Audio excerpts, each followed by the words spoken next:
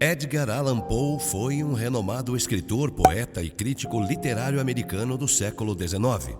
Ele nasceu em Boston, Massachusetts, em 19 de janeiro de 1809 e faleceu em Baltimore, Maryland, em 7 de outubro de 1849. Poe é conhecido por suas histórias de mistério e terror, que o tornaram uma figura icônica no gênero do horror. Seu trabalho influenciou diversos escritores e continua a ser apreciado até os dias de hoje.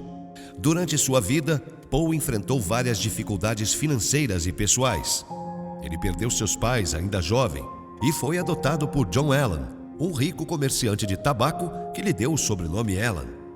No entanto, a relação entre os dois era problemática e eles se separaram quando Poe tinha 17 anos. Poe frequentou a Universidade da Virgínia e a Academia Militar de West Point, mas não concluiu nenhum dos cursos. Ele começou a escrever poesia e prosa e seu primeiro livro, Tamerlane and Other Poems, foi publicado em 1827. Ao longo de sua carreira, Poe escreveu várias histórias curtas famosas, como The Fall of the House of Usher, The Telltale Heart e The Murders in the Rue Morgue. Ele também é conhecido por seu poema mais famoso, The Raven. Além de sua carreira como escritor, Poe trabalhou como editor e crítico literário. Ele foi um dos primeiros a defender a escrita como uma forma de arte e a criticar a literatura popular da época. Infelizmente, a vida de Poe foi marcada por tragédias e instabilidade. Ele lutou contra o alcoolismo e enfrentou problemas financeiros constantes. Sua morte prematura, aos 40 anos, permanece um mistério até hoje. Apesar das dificuldades enfrentadas, Edgar Allan Poe deixou um legado duradouro na literatura. Sua escrita única e seu estilo sombrio e atmosférico continuam a cativar leitores e inspirar novos escritores. Sua contribuição para o gênero do terror é inegável e ele é considerado um dos maiores escritores americanos de todos os tempos.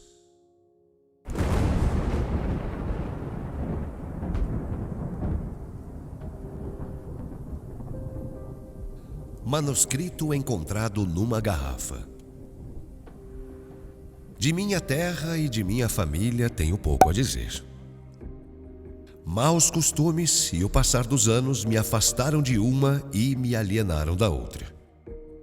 A riqueza hereditária proporcionou-me uma educação fora do comum e um modo de pensar contemplativo habilitou-me a sistematizar o repertório que o estudo precoce armazenara com muita diligência. Mas, mais do que todas as coisas, os moralistas alemães deram-me grande deleite, não devido a alguma admiração desavisada por sua loucura eloquente, mas pela naturalidade com que meus rígidos hábitos de pensamento permitiram-me detectar suas falsidades.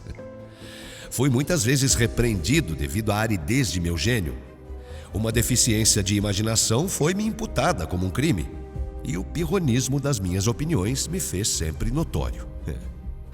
De fato, um forte apego à filosofia natural matizou minha mente. Receio com um erro muito comum nesses tempos. Refiro-me ao hábito de atribuir acontecimentos, mesmo os menos suscetíveis a tais atribuições, aos princípios dessa ciência.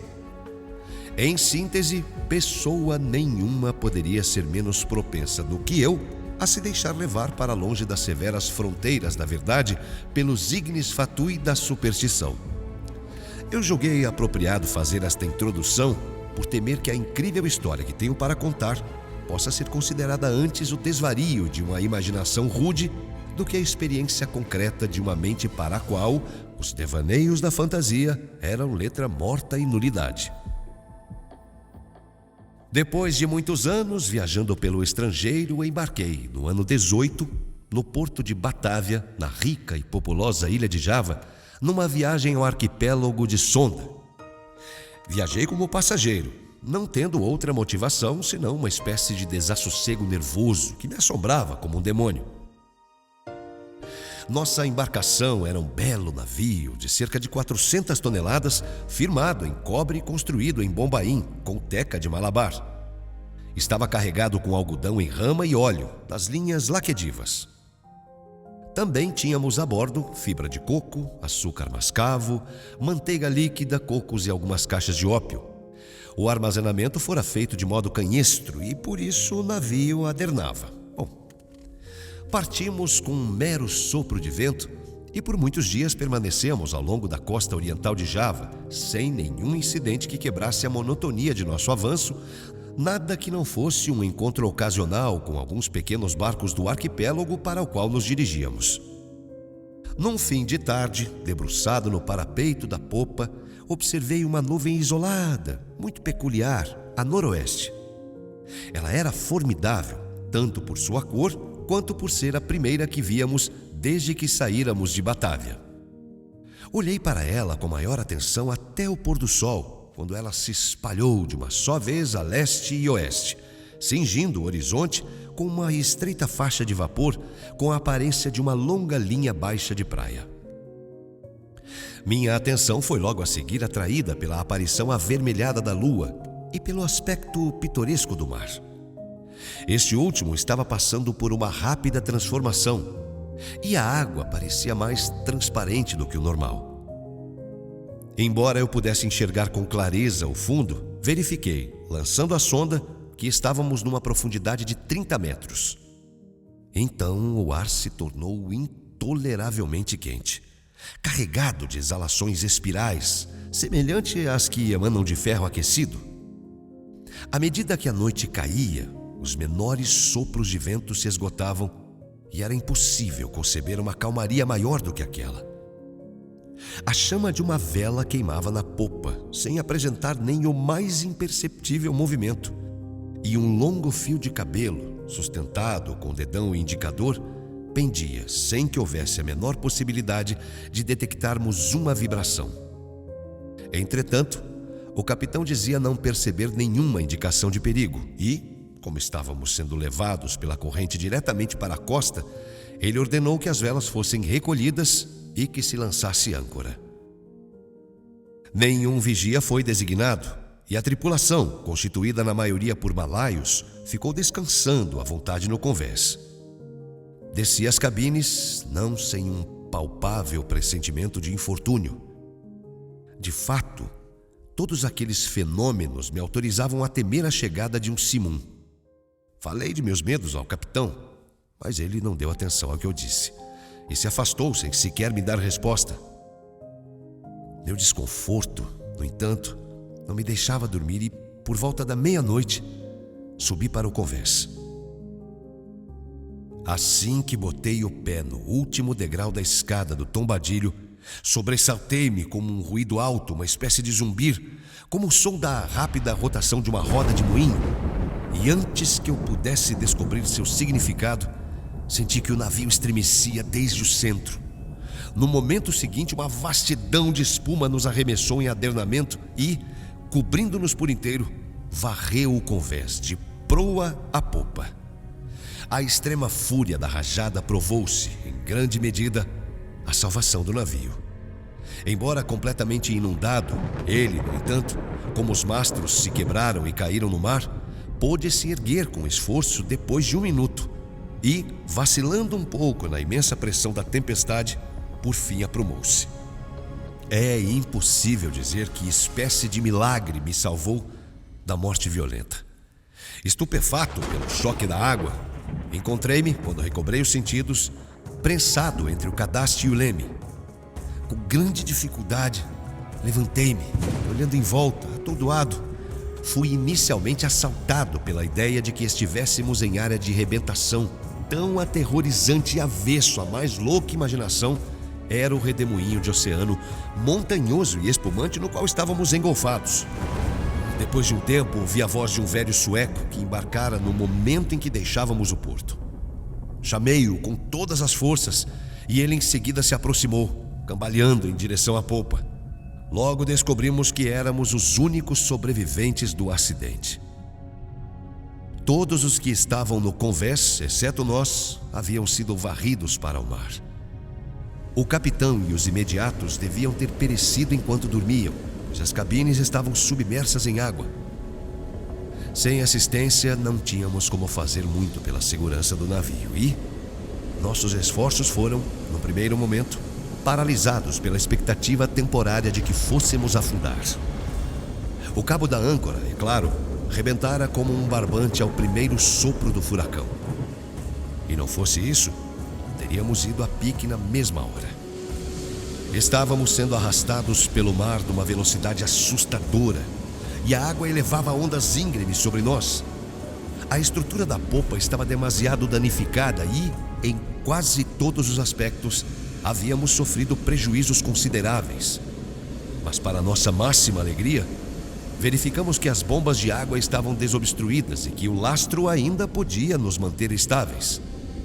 O ataque mais furioso do furacão havia passado, e já não víamos tanto perigo na violência do vento, mas aguardávamos a total cessação com desânimo, acreditando seriamente que, em condições tão avariadas, fatalmente pereceríamos na tremenda ondulação que se seguiria. Mas essa justa apreensão não parecia ter grandes probabilidades de se concretizar. Durante 5 dias e 5 noites, período no qual nossa subsistência foi garantida apenas por uma pequena quantidade de açúcar mascavo, resgatado com grande dificuldade no castelo de proa, o casco voou pelo mar numa velocidade que desafiava a compreensão, tocado por sucessivas rajadas de vento que, mesmo sem se igualar à violência inicial do Simon, eram mais terríveis que qualquer tempestade que eu já havia testemunhado. Nosso rumo, nos primeiros 4 dias, era sudeste para sul, e provavelmente navegamos pela costa da Nova Holanda. No 5º dia, o frio se tornou extremo, embora o vento tivesse virado um ponto para o norte. O sol nasceu com um doentio brilho amarelo e subiu apenas uns poucos graus acima do horizonte, sem emitir luz decente. Não se viam nuvens, mas o vento ganhava força e soprava com uma fúria espasmódica e instável. Por volta do meio-dia, segundo a estimativa que fizéramos do horário, nossa atenção foi mais uma vez atraída pela aparição do sol. Ele não emitia luz propriamente dita, mas um brilho embotado e sombrio, como se seus raios estivessem polarizados. Pouco antes de afundar no mar túrgido, suas chamas centrais se apagaram de súbito, como que extintas por algum poder inexplicável. Ele era apenas um aro turvo e prateado quando sumiu no oceano insondável. Esperamos em vão pela chegada do 6º dia. Esse dia ainda não chegou para mim. Para o sueco não chegou e não chegará. Dali em diante fomos envolvidos por uma escuridão tão negra que não podíamos enxergar um objeto que estivesse a 15 metros do navio. A noite eterna nos abraçava sem parar, e não havia o alívio do mar brilhante ao qual tínhamos nos acostumado nos trópicos. Também observamos que, embora a tempestade continuasse a nos assolar com violência incessante, não ocorria mais a usual aparição de rebentação ou espuma que nos acompanhara até ali. Tudo em volta era horror, e treva espessa, e um opressivo e negro deserto de ébano. Terrores supersticiosos foram impregnando aos poucos o espírito do velho sueco, e minha própria alma ficou tomada de um assombro silencioso. Desistimos de todos os cuidados com o navio.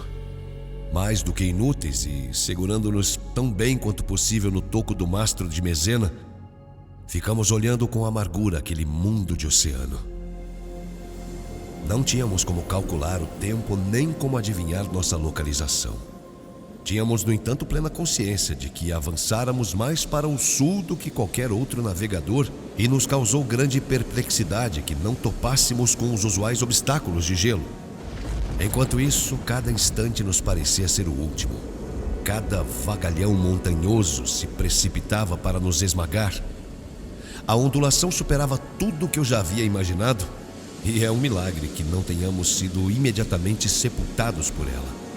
Meu companheiro falou da leveza de nossa carga e das excelentes qualidades do nosso navio, mas eu não conseguia deixar de pensar na desesperança da própria esperança, e estava preparado, com tristeza, para uma morte que, segundo pensei, nada poderia evitar, e que viria em questão de minutos, à medida que, a cada metro que avançávamos, a ondulação negra do estupendo mar se tornava mais lúgubre e pavorosa.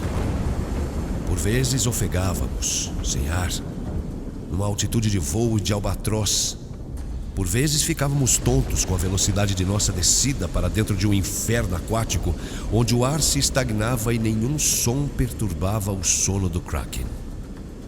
Estávamos no fundo de um desses abismos quando um grito intenso do meu companheiro irrompeu medonhamente na noite. "Veja, veja!"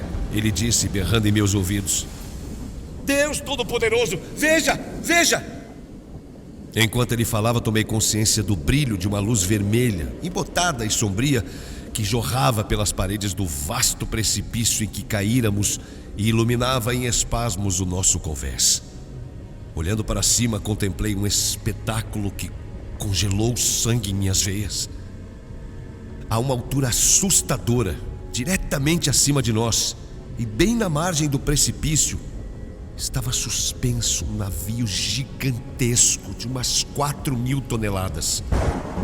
Embora estivesse no topo de uma onda cuja altura devia ser 100 vezes maior do que a sua, seu tamanho aparente mesmo assim excedia o de qualquer navio de guerra ou da Companhia das Índias.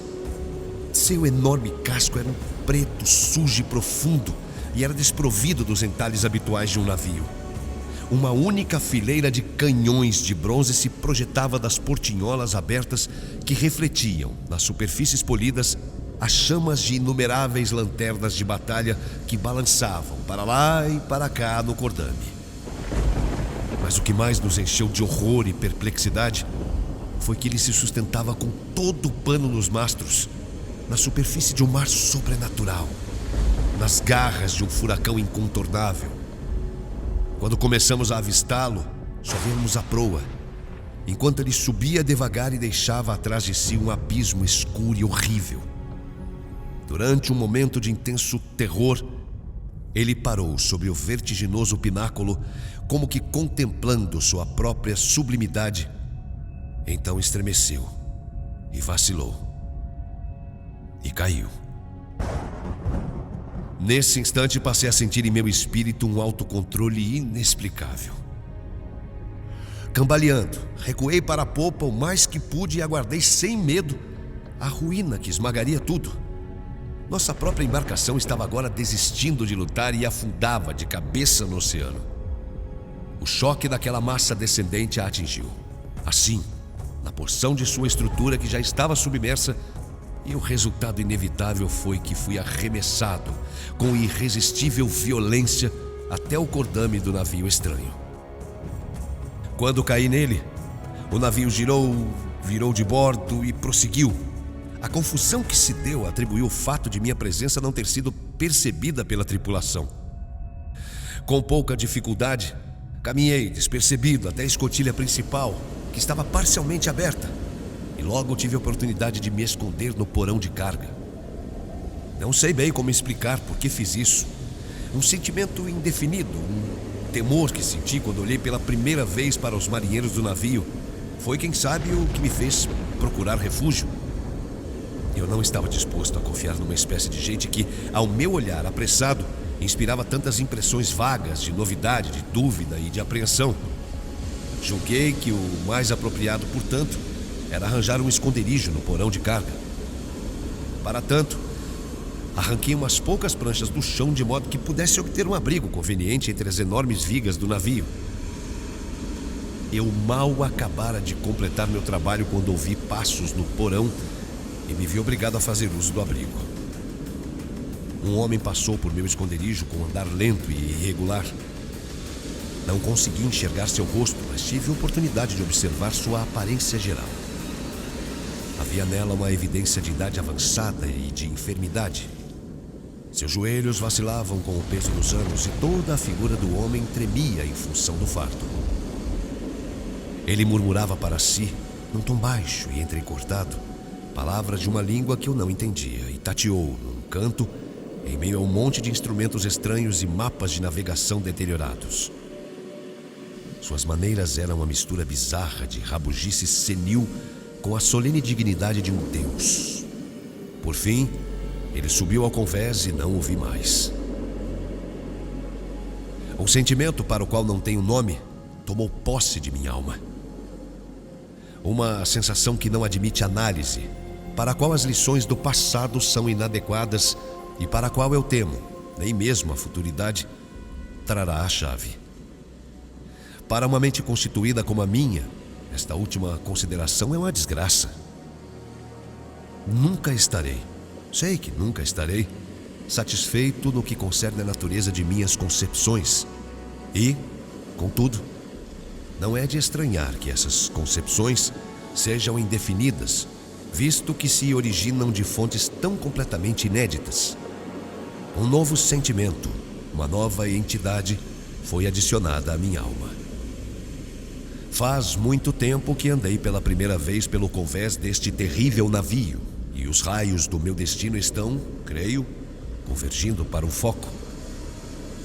Homens incompreensíveis, afogados em meditações de um tipo que não consigo compreender.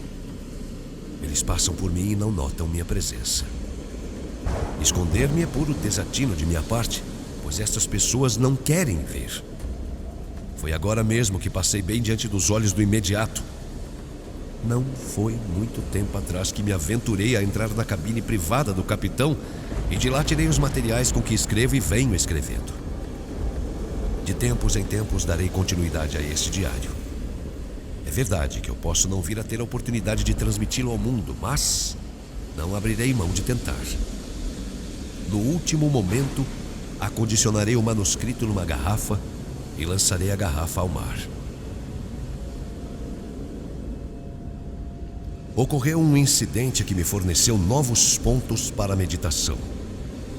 Será tudo isso a operação de um acaso desgovernado? Eu me aventurara pelo convés e me deitara, sem despertar nenhuma atenção, entre um monte de enfrechates e velame velho no fundo do escaler. Cismando na singularidade do meu destino, pincelei distraidamente, com uma brocha de alcatrão, as extremidades de uma vela leve, dobrada com cuidado, que vi perto de mim, sobre uma barrica. Essa vela está agora içada no navio, e as pinceladas impensadas formam a palavra descoberta. Observei muito, nos últimos tempos, a estrutura do navio. Embora bem armado, ele não é, creio, um navio de guerra. O cordame, a construção, os equipamentos em geral, tudo refuta uma suposição desse tipo. O que ele não é, posso perceber com facilidade. O que ele é, temo que seja impossível dizer.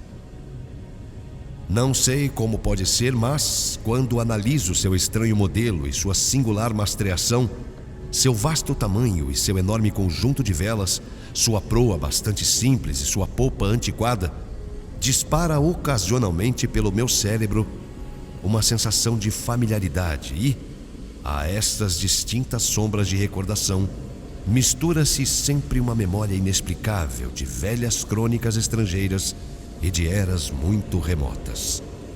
Tenho reparado no madeirame desta nau. Ela é feita de um material que me é estranho. Há uma característica peculiar na madeira que me surpreende por parecer torná-la imprópria para o propósito ao qual foi aplicada. Refiro-me à sua extrema porosidade, considerada independentemente de sua condição de poder ser devorada por vermes, o que é uma consequência da navegação por estes mares, e a parte da podridão que chega com o tempo.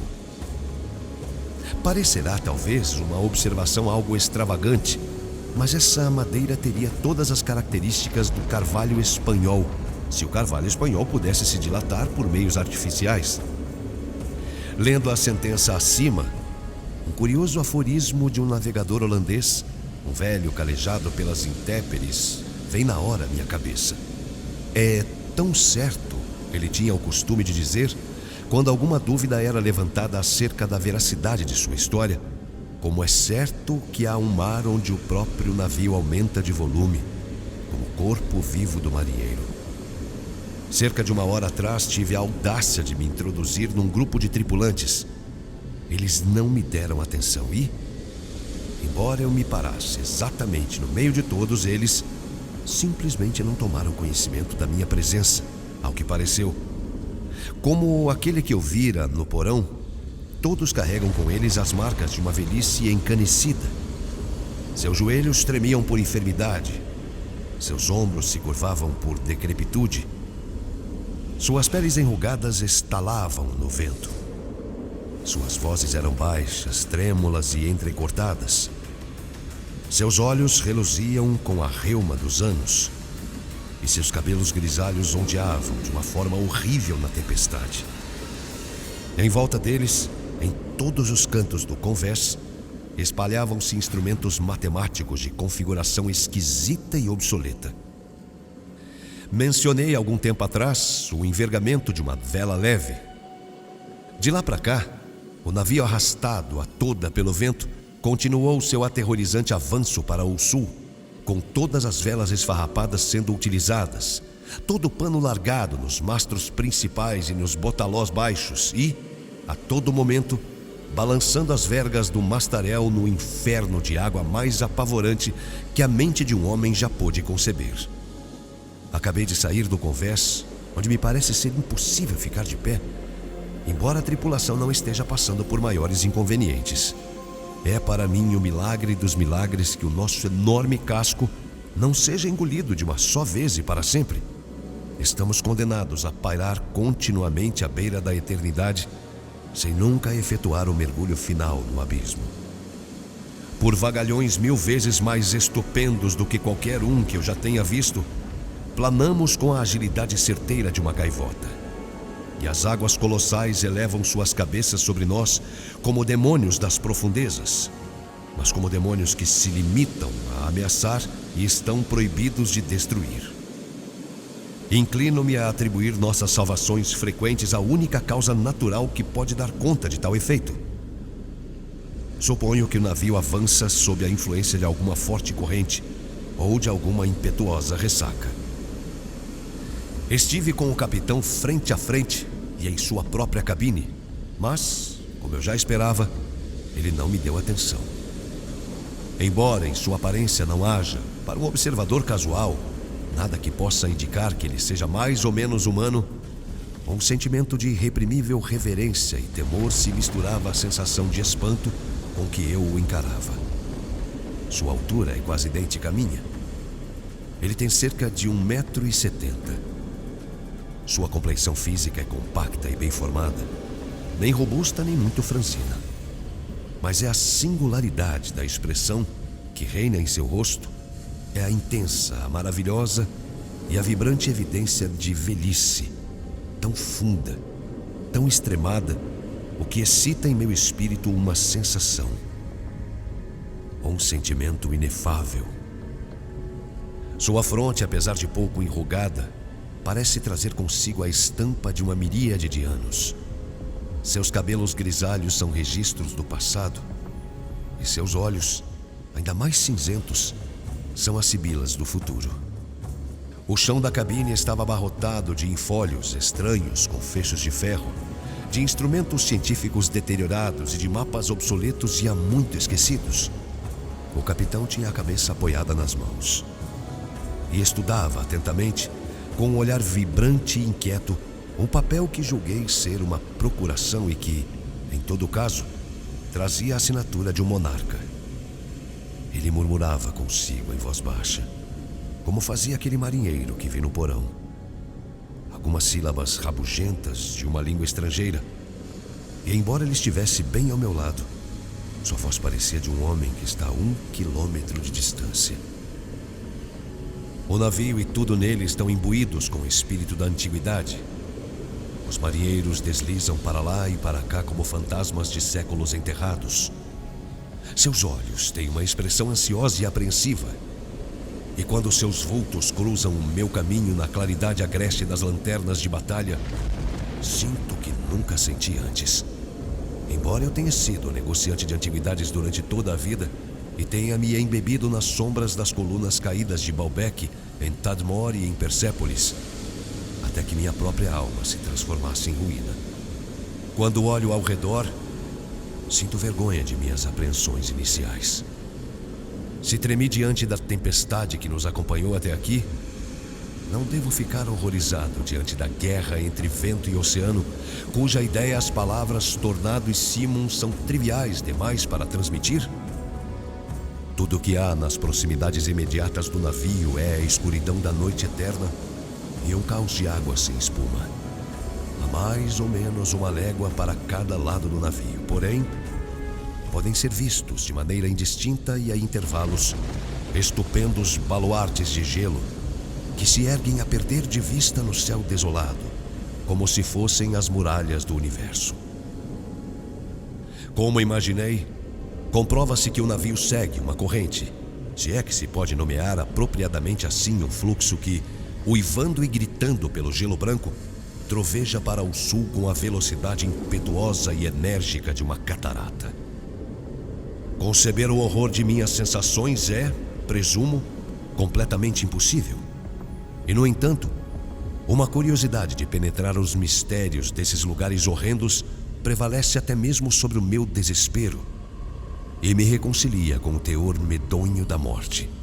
É verdade que estamos voando na direção de alguma revelação emocionante, de algum segredo que não poderá ser revelado jamais, cuja descoberta nos destruirá. Talvez essa corrente nos leve ao próprio Polo Sul. É preciso confessar que uma suposição como essa, em princípio tão bárbara, tem todas as probabilidades a seu favor. A tripulação percorre o convés com passos trêmulos e inquietos, mas há em seus semblantes uma expressão que é mais a avidez da esperança do que a apatia do desespero. Enquanto isso, o vento ainda sopra em nossa popa e, como temos todo o pano do mundo nos mastros, o navio às vezes flutua sem tocar as águas. Ah, horror dos horrores! O gelo de repente se abre à direita e à esquerda e estamos rodopiando vertiginosamente em imensos círculos concêntricos, girando em torno de um gigantesco anfiteatro cujas paredes são tão altas que se perdem na escuridão e na distância. Mas pouco tempo me restará para ponderar sobre o meu destino. Os círculos se fecham cada vez mais. Estamos mergulhando loucamente nas garras do redemoinho. E em meio a um rugir e urrar e trovejar de oceano e de tempestade, o navio está estremecendo e, meu Deus, afundando.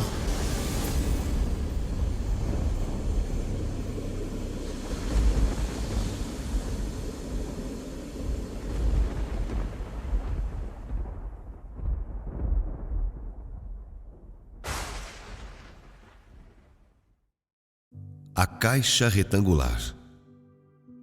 Há alguns anos, segui viagem de Charleston, Carolina do Sul, para a cidade de Nova York, no belo navio Independência do Capitão Hardy. Devíamos viajar no dia 15 do mês de junho, se o tempo permitisse, e, no dia 14, fui a bordo para arranjar algumas coisas em meu camarote. Achei que íamos ter muitos passageiros, inclusive um número maior de senhoras do que o habitual. Da lista constavam muitos conhecidos meus e, entre outros nomes, alegrei-me por ver o do Sr. Cornélio Wilde, jovem artista a quem dedicava eu cordial amizade. Fora meu companheiro de estudos na universidade, onde andávamos sempre juntos. Tinha ele o temperamento comum dos gênios, formando um conjunto de misantropia, sensibilidade e entusiasmo. A essas qualidades, unia ele o coração mais ardente e mais franco que jamais bateu em peito humano. Observei que seu nome estava afixado em 3 camarotes e, tendo novamente consultado a lista de passageiros, descobri que ele tinha tomado passagem para si mesmo, sua mulher e 2 irmãs dele. Os camarotes eram suficientemente espaçosos, tendo cada um 2 beliches, um por cima do outro. Esses beliches, para falar a verdade, eram tão excessivamente estreitos que neles não cabia mais de uma pessoa. Contudo, eu não podia compreender por que havia 3 camarotes para aquelas 4 pessoas. Encontrava-me justamente naquela época em um daqueles fantásticos estados de espírito que tornam um homem anormalmente curioso em questão de ninharias.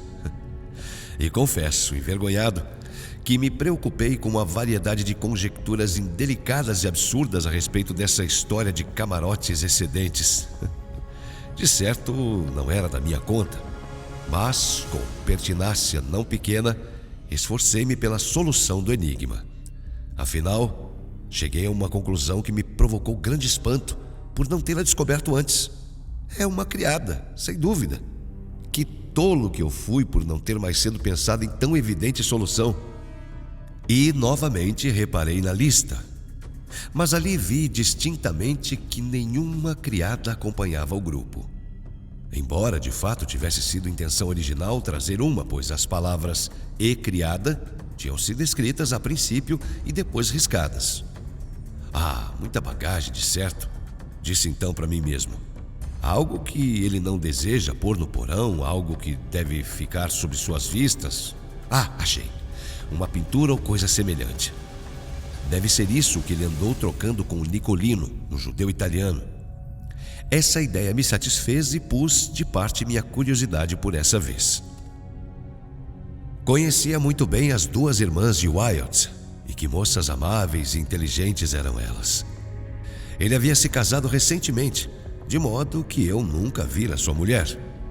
Muitas vezes me falava a respeito dela, porém no seu habitual estilo entusiasmado. Descrevia-a como uma beleza surpreendente, muito inteligente e prendada. Sentia-me, por isso, grandemente ansioso por conhecê-la. No dia em que visitei o navio, dia 14, Wyatt e família ali estavam também para visitá-lo. Assim me informou o capitão, e fiquei esperando a bordo, 1 hora mais do que tinha pretendido, na expectativa de ser apresentado à jovem esposa. Mas então recebi uma desculpa. A senhora Wyatt estava um pouco indisposta e desistira de vir a bordo, o que o faria só no dia seguinte à hora da partida. No dia seguinte, seguia eu do meu hotel para o cais, quando o capitão Hardy me encontrou e me disse que, devido às circunstâncias, frase estúpida, porém inconveniente, achava ele que o Independência não viajaria antes de 1 dia ou 2 e que, quando tudo estivesse pronto, ele me mandaria dizer. Achei aquilo estranho, porque soprava uma constante brisa do sul, mas como as circunstâncias não estivessem à vista, embora eu as sondasse com a maior perseverança, nada tinha a fazer senão voltar para casa e digerir minha impaciência à vontade. Esperei quase 1 semana pelo recado do capitão. Chegou, porém, afinal, e segui imediatamente para bordo. O navio estava repleto de passageiros e tudo se achava em alvoroço à espera da partida. A família de Wyatt chegou quase 10 minutos depois de mim. Eram as 2 irmãs, a esposa e o artista. Este em um de seus habituais acessos de melancólica misantropia. Eu, porém, estava por demais habituado a eles para dar-lhes qualquer atenção especial. Ele nem mesmo me apresentou a sua mulher, cortesia deixada, por força, a cargo de sua irmã Mariana, moça muito delicada e inteligente, que em algumas palavras apressadas nos tornou conhecidos. A senhora Wyatt usava um chapéu cerrado e, quando o ergueu para responder ao meu cumprimento, confesso que fiquei profundamente atônito. E muito mais teria eu ficado se uma longa experiência não me houvesse advertido a não acreditar, com confiança demasiado implícita, nas entusiásticas descrições de meu amigo artista quando se comprazia em comentários a respeito da formosura das mulheres. Quando o tema era a beleza, bem sabia eu a facilidade com que ele remontava às regiões do puro ideal. A verdade é que eu não podia deixar de olhar a senhora Wyatt como uma mulher decididamente nada bonita. Se não era positivamente feia, penso eu que não estava muito longe disso. Trajava, porém, com gosto esquisito, e então não tive dúvida de que ela dominara o coração de meu amigo pelas mais duradouras graças da inteligência da alma. Ela disse muito poucas palavras e dirigiu-se imediatamente para o seu camarote com o Sr. Wyatt. Minha velha curiosidade então voltou. Não havia criada, este era um ponto assente. Procurei em consequência a bagagem extraordinária. Depois de alguma demora, chegou uma carroça ao cais com um caixão quadrangular de pinho, que parecia ser a última coisa que se esperava. Imediatamente após sua chegada, partimos e dentro em pouco havíamos saído livremente da barra, rumando para o mar. O caixão em questão era, como eu disse, quadrangular. Tinha quase 1,80 m de comprimento por 90 de largura. Observei-o atentamente de modo a poder ser exato. Ora, aquele formato era característico e logo que o vi, louvei-me pela precisão de minhas suposições. Eu chegara à conclusão, como se hão de lembrar, de que a bagagem excedente do meu amigo, o artista, deveria constar de pinturas, ou pelo menos de uma pintura, pois eu sabia que ele estivera durante várias semanas conferenciando com Nicolino. E agora ali estava um caixão que, dada a sua forma, nada mais no mundo podia conter possivelmente senão uma cópia da Última Ceia de Leonardo e uma cópia dessa mesma Última Ceia que Rubini, o moço, fizera em Florença e que desde algum tempo eu sabia estar em poder de Nicolino. Considerado, portanto, este ponto como suficientemente assente, vangloriei-me bastante ao pensar em minha acuidade. Que eu soubesse, era a primeira vez que Wilde me escondia algo de seus segredos artísticos, mas aí ele evidentemente pretendia lavrar um tento sobre mim e contrabandear para Nova York um belo quadro sob meu nariz, esperando que eu nada soubesse a respeito. Resolvi lográ-lo bem, então, e para o futuro. Uma coisa, contudo, me aborreceu bastante. O caixote não foi levado para o camarote excedente. Foi depositado no próprio camarote de Wilde e ali ficou, aliás, ocupando quase todo o assoalho, sem dúvida com enorme desconforto para o artista e sua mulher. E isso mais especialmente porque o piche ou a tinta com que fora endereçado, em maiúsculas deitadas, emitia um odor forte, desagradável e, para minha imaginação, caracteristicamente repugnante. Na tampa estavam pintadas as palavras Senhora Adelaide Curtis, Albany, Nova York, aos cuidados do Sr. Cornélio Wilde, deste lado para cima. Carregue-se com cuidado. Agora sei que a Sra. Adelaide Curtis era a mãe da mulher do artista, mas então tomei todo o endereço como uma mistificação preparada especialmente para mim. Convenci-me sem dúvida de que o caixão e seu conteúdo não iriam mais além do estúdio de meu misantrópico amigo em Chambers Street, Nova York. Durante os primeiros meses ou 4 dias tivemos bom tempo, embora o vento estivesse em calmaria pela frente, tendo mudado de direção para o norte logo depois que perdemos a costa de vista. Os passageiros se achavam, por consequência, em excelente disposição de espírito e de sociabilidade. Devo fazer exceção, porém, de Wilde e de suas irmãs, que se conduziam secamente e não podia eu deixar de pensar descortesmente para com os demais. Eu não me importava muito com a conduta de Wilde. Estava sombrio, além do costume, de fato estava taciturno, mas eu já contava com a excentricidade dele. Quanto às irmãs, porém, não havia desculpa. Conservaram-se reclusas em seus camarotes durante a maior parte da travessia e recusaram-se absolutamente, embora eu repetidas vezes instasse com elas, a manter comunicação com qualquer pessoa de bordo. A própria senhora Wilde era muito mais agradável. Isso é, era loquaz, e ser loquaz não é pequena recomendação para quem viaja. Tornou-se excessivamente íntima da maior parte das senhoras e, para intenso espanto meu, revelou inequívoca disposição de namorar os homens. Divertiu-nos bastante a todos. Eu digo divertiu-nos e dificilmente sei como explicar-me. A verdade é que logo descobri que muito mais vezes riam da senhora Wilde do que com ela. Os cavalheiros pouco falavam a seu respeito, mas as senhoras, em pouco tempo, acharam que ela era uma criatura cordial, de aparência um tanto comum, totalmente ineducada e decididamente vulgar. O que causava espanto era ter Wilde caído em tal casamento. A solução geral era o dinheiro, mas isso sabia eu que não resolvia absolutamente nada, pois Wilde me dissera que ela não lhe trouxera nem $1, nem esperava ele nenhum dinheiro de sua parte. Casara-se, falou-me, por amor e por amor somente, e sua esposa era mais do que digna de seu amor. Quando pensava nessas expressões de parte de meu amigo, confesso de que me sentia indescritivelmente confuso. Seria possível que ele tivesse perdido o juízo? Que outra coisa poderia eu pensar?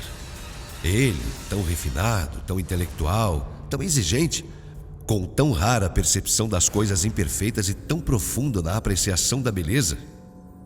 Para falar a verdade, a mulher parecia especialmente apaixonada por ele. Isso de modo particular, na sua ausência, tornando-se ridícula pelas frequentes citações do que fora dito pelo seu amado esposo, Sr. Wilde. A palavra marido parecia estar sempre, para usar uma de suas delicadas expressões, na ponta de sua língua.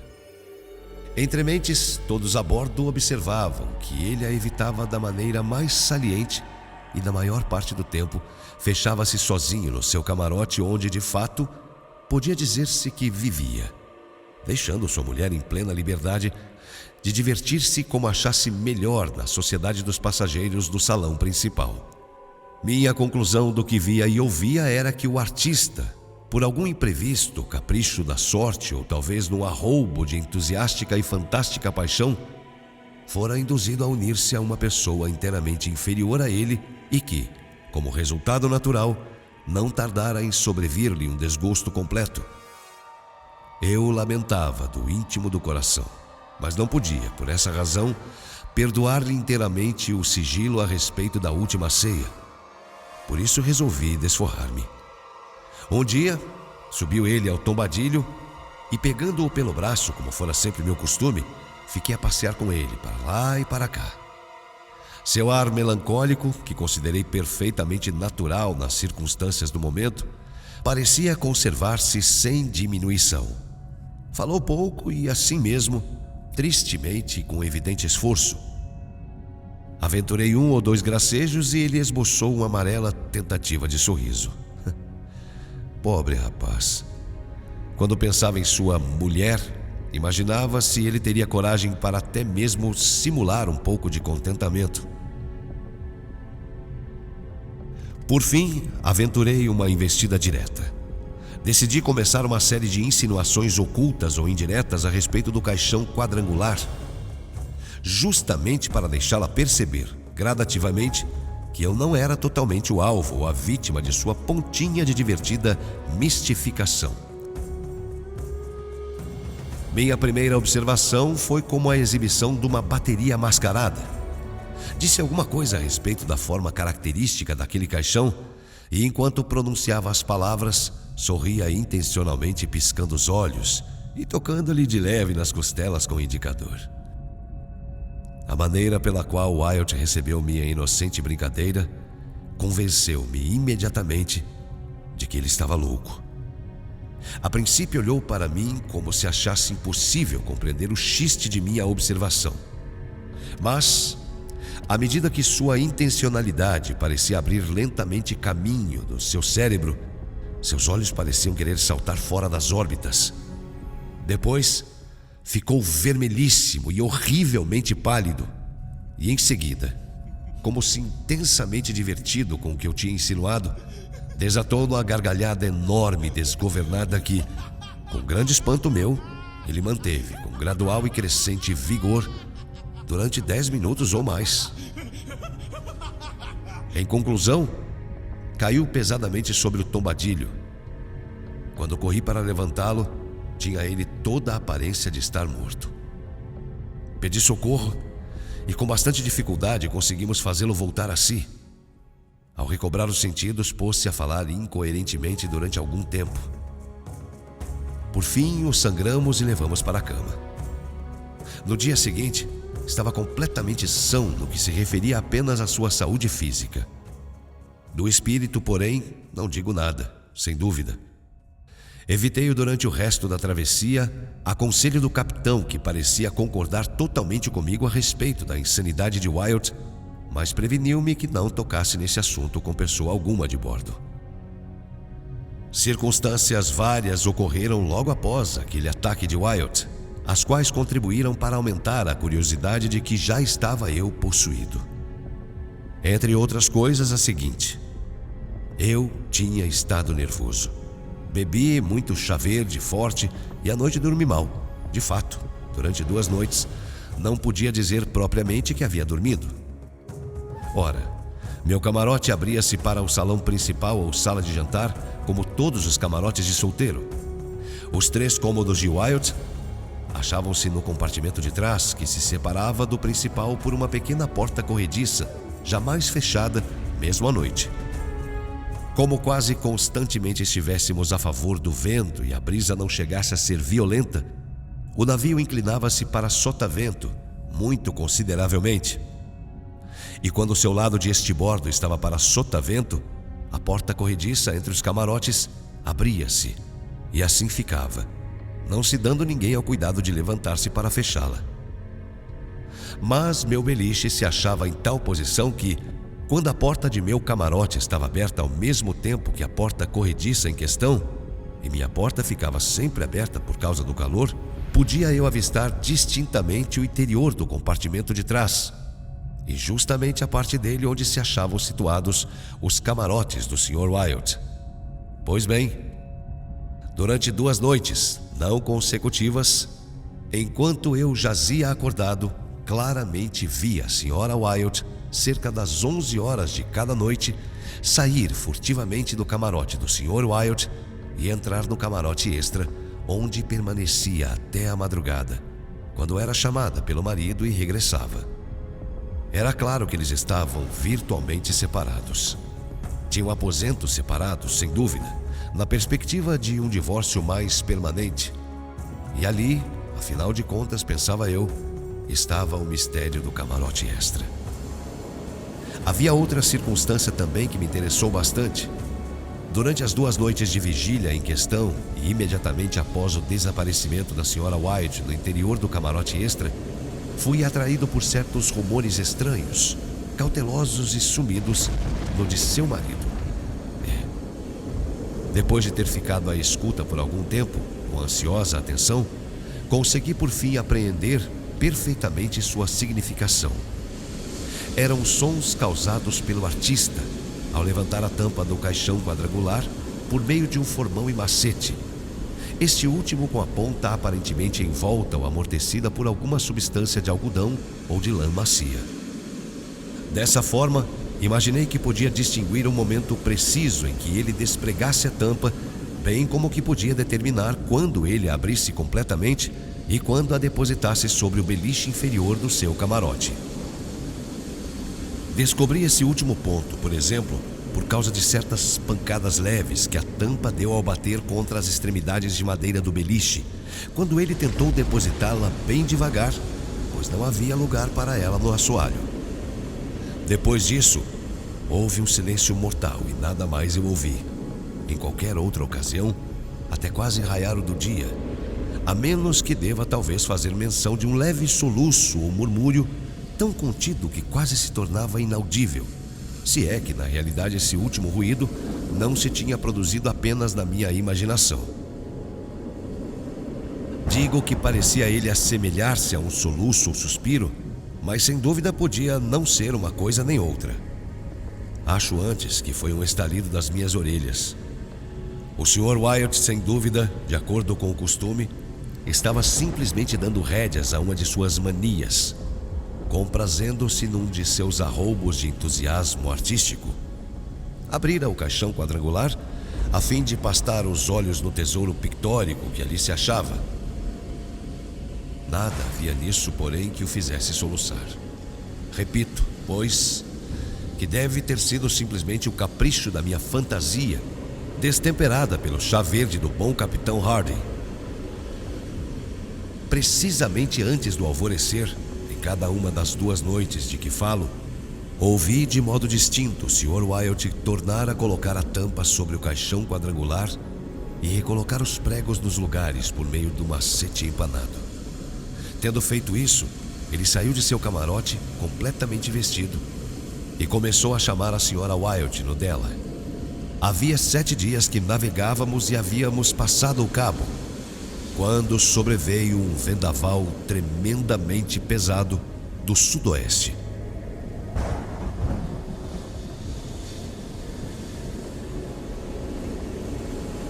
Estávamos, de certo modo, preparados para ele, pois o tempo já se tinha mostrado ameaçador algumas vezes.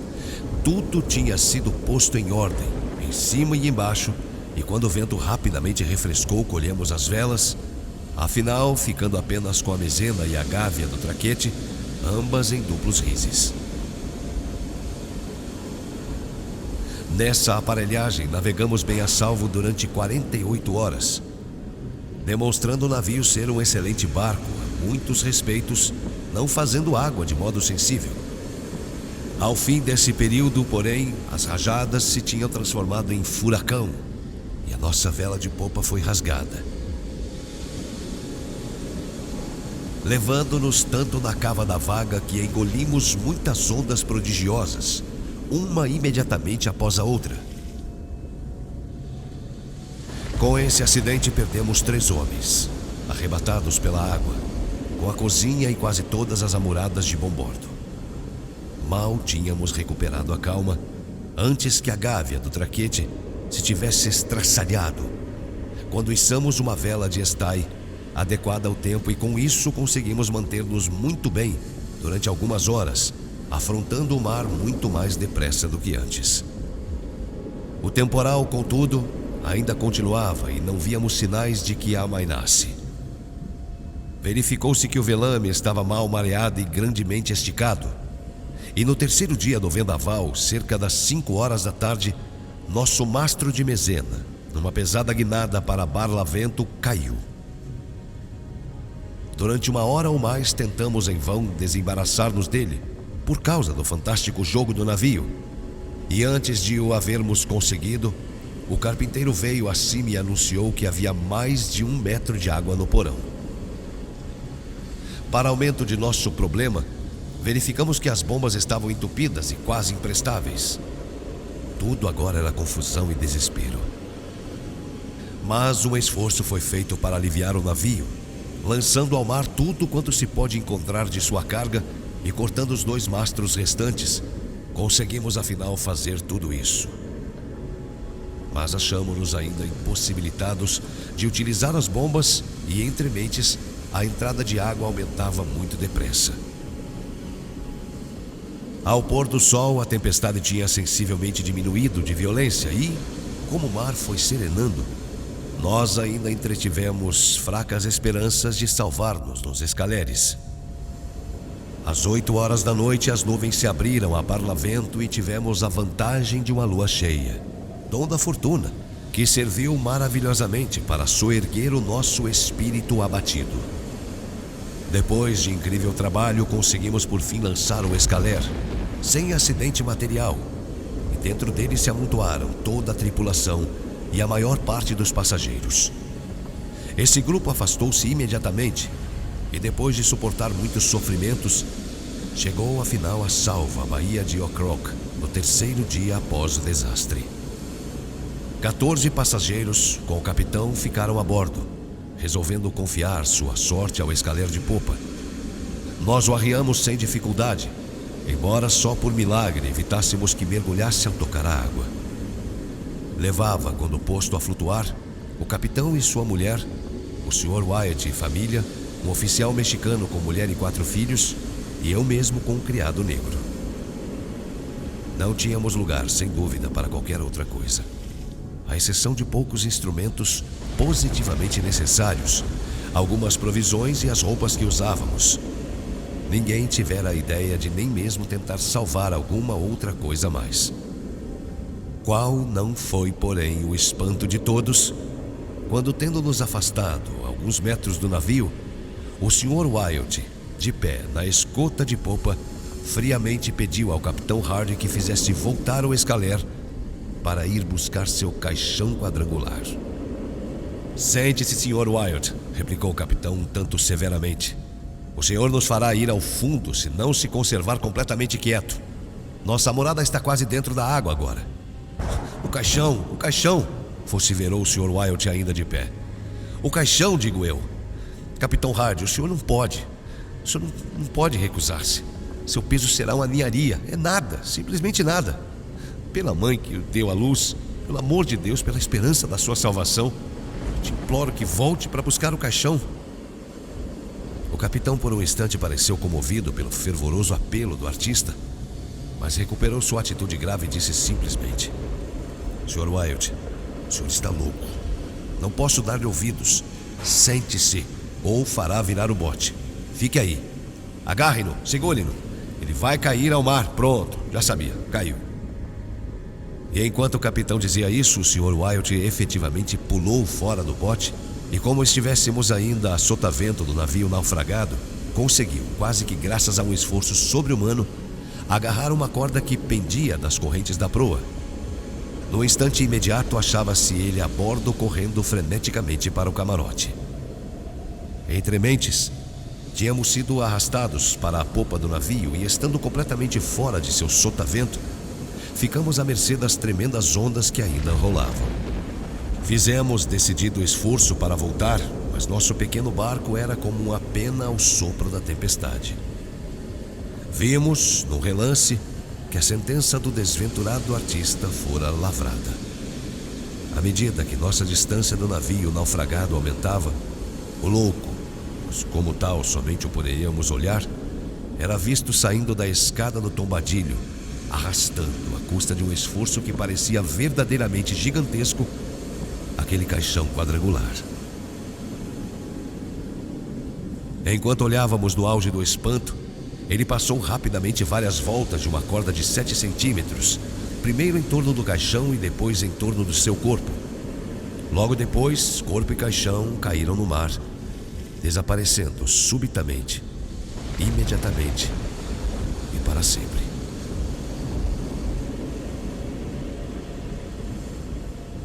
Retardamos por um momento, com tristeza, nossas remadas, com os olhos fixos naquele ponto, mas afinal afastamo-nos. Mantivemos-nos em silêncio durante uma hora. Por fim, aventurei uma observação. Reparou, capitão, como eles afundaram repentinamente? Não foi isso uma coisa muito singular? Confesso que entretive certa fraca esperança de sua salvação final quando o vi amarrar-se ao caixão e lançar-se ao mar. Era natural que afundassem, replicou o capitão, e sem demora. Em breve, porém, subirão à tona de novo quando o sal se derreter. O sal! Exclamei. Disse o capitão, apontando para a mulher e as irmãs do morto. Falaremos a esse respeito em ocasião mais oportuna.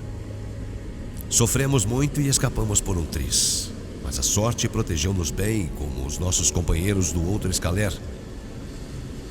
Chegamos à terra, afinal, mais mortos do que vivos, depois de 4 dias de intensa angústia na praia fronteira à ilha de Roanoke. Permanecemos ali uma semana, não fomos maltratados pelos aproveitadores de naufrágios e, por fim, obtivemos passagem para Nova York. Cerca de um mês depois da perda do Independência, encontrei o capitão Hardy na Broadway. Nossa conversa dirigiu-se naturalmente para o desastre e, de modo especial, para a triste sorte do pobre Wilde. Foi assim que vim conhecer os seguintes pormenores. O artista havia comprado passagem para si mesmo, sua mulher, 2 irmãs e uma criada. Sua esposa era, realmente, como ele a descrevera, a mais amável e mais perfeita mulher. Na manhã do dia 14 de junho, dia em que visitei pela primeira vez o navio, a mulher subitamente adoeceu e morreu. O jovem marido ficou louco de dor, mas circunstâncias imperiosas o impediam de adiar sua viagem para Nova York. Era preciso levar para sua sogra o cadáver de sua adorada esposa e, por outro lado, o universal preconceito que o proibia de fazê-lo tão abertamente era bem conhecido. 9/10 dos passageiros teriam abandonado o navio, de preferência a seguir viagem com o cadáver. Nesse dilema, o capitão Hardy resolveu que o corpo, depois de parcialmente embalsamado e coberto de grande quantidade de sal, fosse colocado num caixão de dimensões adequadas e transportado para bordo como mercadoria. Nada deveria ser dito a respeito da morte da senhora. E como era bem sabido que o Sr. Wilde tinha tomado passagem para sua mulher, tornou-se necessário que alguém a substituísse durante a viagem. A criada da morta prestou-se facilmente a fazê-lo. O camarote extra, primitivamente tomado para essa moça, enquanto vivia sua patroa, foi então simplesmente conservado. Naquele camarote dormia todas as noites, é evidente, a pseudo-esposa. Durante o dia, representava ela o melhor que podia o papel de sua patroa que, como fora cuidadosamente apurado, era desconhecida de qualquer dos passageiros de bordo. Meu próprio engano surgiu bastante naturalmente do meu temperamento, por demais leviano, demasiado curioso e demasiado impulsivo. Mas, nestes últimos tempos, é raro que eu durma profundamente à noite. Há um rosto que me assombra, por mais que me vire na cama. Há uma risada histérica que para sempre ecoará em meus ouvidos.